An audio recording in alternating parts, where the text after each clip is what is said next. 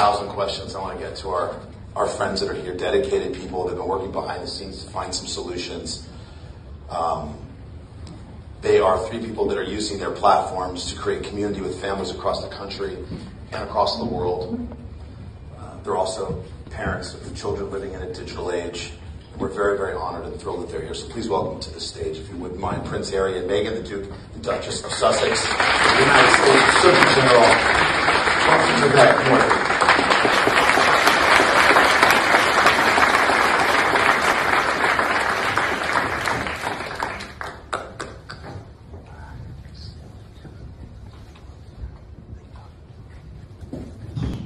Thank you.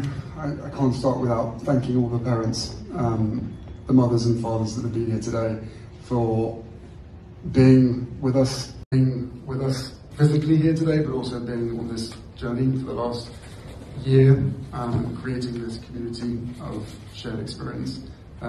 We know it's not hard. We know it's not easy for you guys to be here, so thank you very much.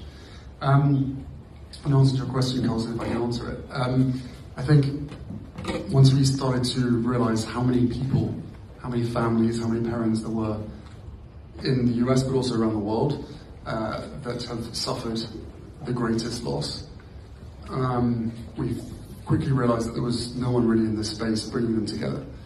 And yes, a huge part of this is to be working with Matthew and his team towards sort of the ultimate solution. But at the same time, bringing these parents together through Zoom was something which we knew was needed, but then to see the impact and the effect that it was having on every single one of them, and to know that they didn't have prior opportunity or space to be able to learn that they are not the only person, that they're not alone in this. Ryan was sitting there, he's a chicken farmer, he's wearing ostrich boots. He lives in the middle of nowhere, and yet as a parent, he's somehow expected to navigate his way around social media for his kids. So I think for us, for myself and my wife, again, with kids growing up in a digital age, for us the priority here is to, again, turn pain into purpose and provide as much support as well as a spotlight and a platform for these parents to come together, to heal together, to grieve together, but also to collectively focus on a solution so that no other family anywhere has to go through what they've been through. It just doesn't seem fair. No other family anywhere has to go through what they've been through. It just doesn't seem fair. Yeah. Meghan, what's your reaction to the last hour? These are families whose stories you've known them for about a year, but if you just sat there as a mom, I wonder what was going through your mind. Yeah, thank you for asking and also for being here with us.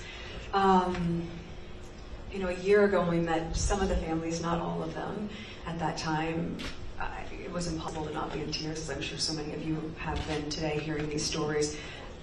You can hear the stories again and again and again. It's still going to have the same emotional impact because it's just that devastating. And as parents, though our kids are really young, they're 2.5 and 4.5, but social media is not going away. And look, I think by design, there was an entry point that's supposed to be positive and creating community. And something has devolved. And there's no way to hear that and not try to help these families have their stories be heard. My husband and I often say, if there's going to be so much focus on what we're doing, then to try to focus on what we're focusing on, because their stories are what matter. And trying to safeguard so many other families from experiencing this level of pain. So for us, it's just, what is the solution? What can we do behind the scenes? What do we continue to do behind the scenes? How can we work with professionals and experts to really figure out, in knowing this is not going away, how do we make it safer, better, more positive, so that... Like, to us, you guys have so much on your plate, and I wonder, just as a mom of 2 young kids, after the stories that we heard today from these families that you have gotten to know over the past year and the work that Archewell's doing in this space, like, where is this now? This social media as it pertains to the youth, your 2 kids, mental, where is that now on a priority list? Not as a kick-ass woman, but as a mom. Excuse my French. Thank you. Being being a mom is the most important thing in my entire life. And outside, of course, being a wife to this one. But I will say, I feel fortunate that our children are at an age, again, quite young, so this isn't in our immediate future. But I also feel frightened by how it's continuing to change, and this will be in front of us. As they say, being a parent, the days are long, but the years are short. So it worries me, but I'm also given a lot of hope and a lot of energy by the progress we've made in the past year, being able to have these incredible parents, these survivors. And the burden can't solely be on the parents, and for these parents who have experienced this extreme grief to not feel burdened, to experience extreme guilt. It's not their fault. And many of the platforms that we've had conversations quietly behind the scenes with these tech executives, and they do feel that they have created, and they have, many of them created, parental controls and certain guardrails, much of which many parents, if you aren't tech savvy, you can't navigate that comfortably. It feels pretty overwhelming.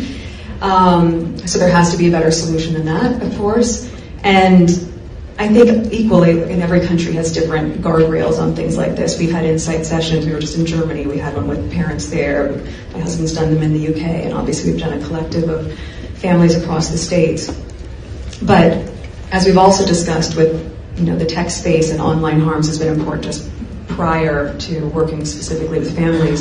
And it's Tristan Harris, who's a friend of ours that we started working with a few years ago, founder of Center for Humane Technology. And Tristan had said, just like when something is invented, let's take the car, for example. When the car was first invented, there wasn't a seatbelt. You could smoke inside of your car. And what happened? People started to get hurt. People started to die. So you started to change the car. You would put in safeguards so that this new piece of something that is part of our evolution is adapting to keep people safe. Right now, even if you're veering off into the lane, maybe you're getting a little sleepy, it'll go beep, beep, beep, bring you right back to where you're safe.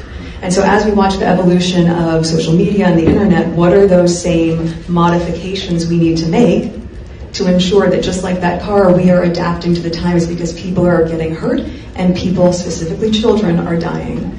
How do we fix that? And I think it will take all of us on so many different levels, from grassroots level, of course, probably to policy, to be able